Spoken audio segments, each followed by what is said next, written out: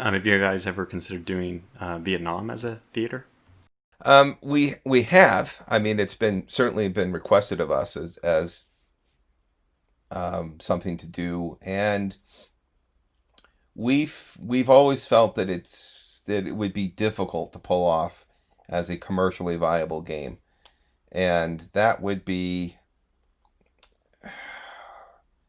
it's there's so much baggage with that conflict that it does seem to be that we would be the deck would be stacked against us before we released.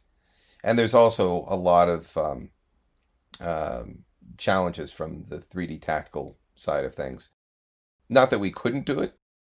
I would be interested in playing Vietnam. I do wonder if it's, I think the beauty of Combat Mission is the mixing of combined arms and the use of tanks and whatnot. And depending on where you were focusing in Vietnam, you could definitely have that or not at all.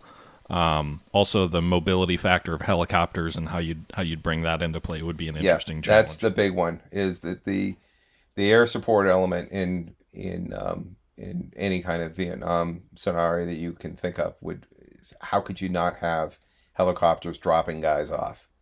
You can't.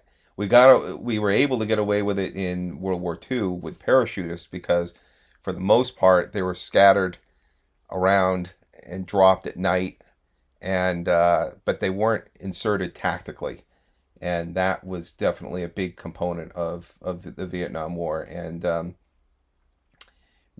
what changed since then was that the vulnerability of helicopters was so readily apparent, especially after the Mogadishu Black Hawk Down, that really it's special ops only that go screaming in and drop right into the middle of a combat zone like that. Well, there you go. Combat Mission Spec Ops. That's your next modern game.